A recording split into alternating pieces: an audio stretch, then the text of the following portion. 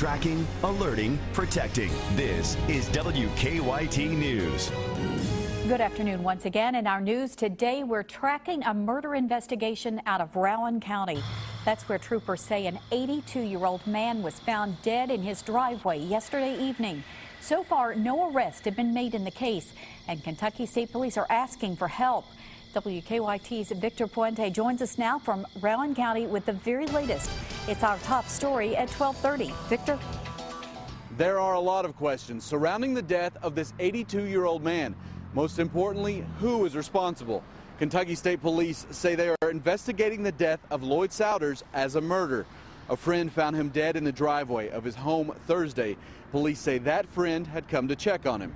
This morning, State Police told me they don't have any new information to release regarding the case. They haven't named any suspects or a motive. A friend of Souders told us he lived alone. Couldn't imagine why anyone would harm him. We was always cutting up, carrying on, and you couldn't meet a better guy. About half an hour ago, Rowan County Coroner John Northcutt told me he was at the state medical examiner's office where Souders' body had been taken for an autopsy. He told me the cause of death was multiple sharp and blunt force injuries. In Rowan County, Victor Puente, WKYT. And once again, state police asking for leads in this case. Police have caught a 13-year-old boy they say stole 2 tanker trucks last night. Deputies say the teenager first stole a tanker truck in Clark County, drove it to Madison County, and abandoned it. A little later, police say he stole another tanker truck at a gas station in Madison County. The 13-year-old has been charged with stolen property. We're tracking a crime alert on the UK campus this afternoon after an armed robbery last night. UK police say 2 men robbed 2 victims, students, at gunpoint and fired a shot. It happened around 11:30 at the intersection of Pennsylvania and Columbia Avenues. Police say there were no injuries in the robbery, but an alert was issued last night warning students to avoid that area. Kentucky State Police tell us they're trying to track down a Bath County woman this afternoon. 33-year-old Norma Jo Brown of Salt Lick was first reported missing last Thursday. Troopers say she's 5'1" and has brown eyes. She typically wears glasses. If anyone knows where Brown might be, call KSB. Brown was last seen in Salt Lick. The National Weather Service now says 10 tornadoes touched down in Kentucky on Tuesday. Meteorologists confirm a 3rd tornado caused damage in Scott County. The Scott County coroner says a head-on crash near Stamping Ground that killed 2 fathers and a 3-year-old boy was weather-related. 3 others were injured in that crash. Those are the only serious injuries related to Tuesday's severe weather outbreak. WKYT meteorologist Jim Caldwell is tracking showers now in the First Alert Weather Center. Jimmy, we need a break from all this. We do need a break, and we might get a brief one, in some cases area-wide, coming up tomorrow afternoon. Some of us had one for a little while, even here in Lexington, but it was still kind of a dreary-looking day out there, and it's been that way for a while. But you still see the patchy nature of some of these showers showing up to our south, Somerset, out toward Mount Vernon, into McKee, London, seeing some of that very light rain, and then even a little bit down in parts of Madison County and over into Estill County, still tracking some light rain. Again, that's it. It's only light at this moment, but we'll see more coming our way as we progress through the rest of the evening. You can already see some of the areas to our west filling in again with a few showers, thunder showers, more on out to the south and west of that, and that will be coming our way. Here's what it looks like here in Lexington right now. A lot of cloud cover, low-hanging clouds, a little misty from time to time.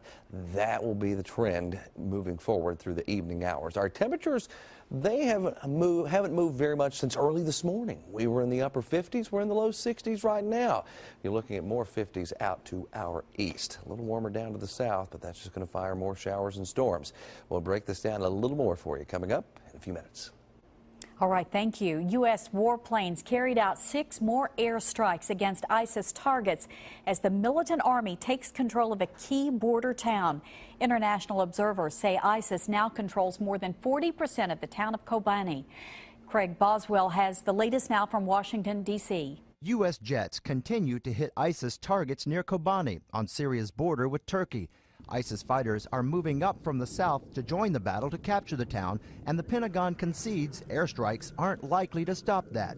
U.S. officials say they're less focused on saving Kobani and more concerned about a larger strategy to degrade and destroy ISIS. It is one town, and there will be others where there will be conflicts with ISIL over the course of these next months. Retired General John Allen is in Turkey talking with officials about that country's role in the effort. The U.S. would like to launch airstrikes against ISIS from Turkey.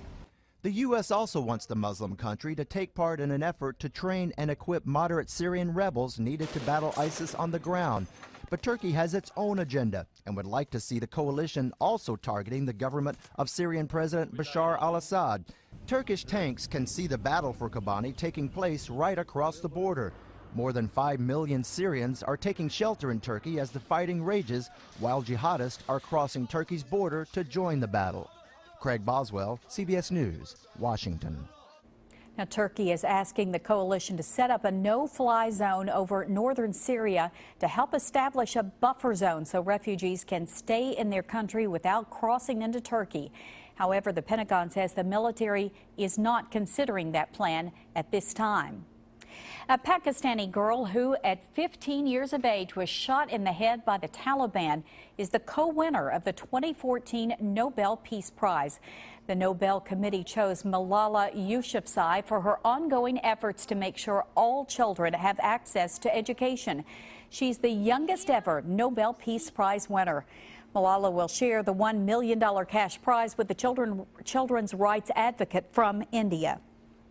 Well, this afternoon, $350,000 given, all to help more than 20,000 veterans in Kentucky. The Fayette County Veterans Treatment Court received that grant today.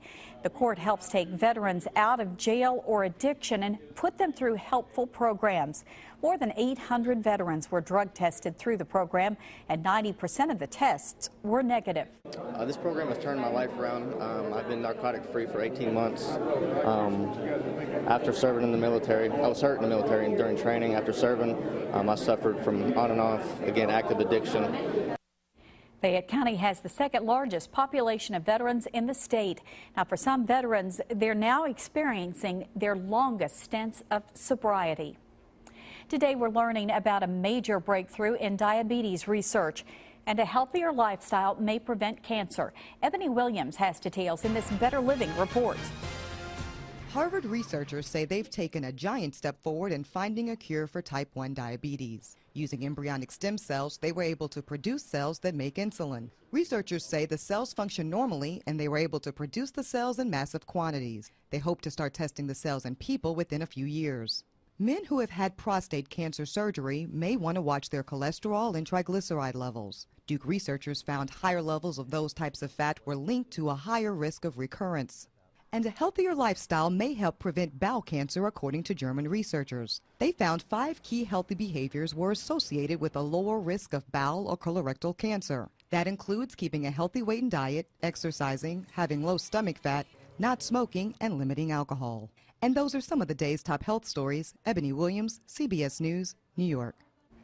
October is Breast Cancer Awareness Month, and WKYT is once again teaming up to provide breast screenings here at the station. The St. Elizabeth Healthcare mobile mammography van will be at WKYT this Tuesday from 9:30 in the morning until 6:30 that night.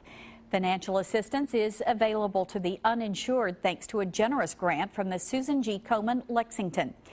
Last year, we were able to help more than 60 women get screened. Well, there's much more to come on WKYT News at 12:30. The first 10 in is all about helping local nonprofits while enjoying a fun evening. We'll learn more about it coming up, and a reason to strut your smile at an event on the University of Kentucky campus. The weather won't give you much of a reason to smile out there because we've been dealing with showers and thunderstorms. But a brief break, yeah, that'll make you smile, but it's only brief. I'll have more details coming up.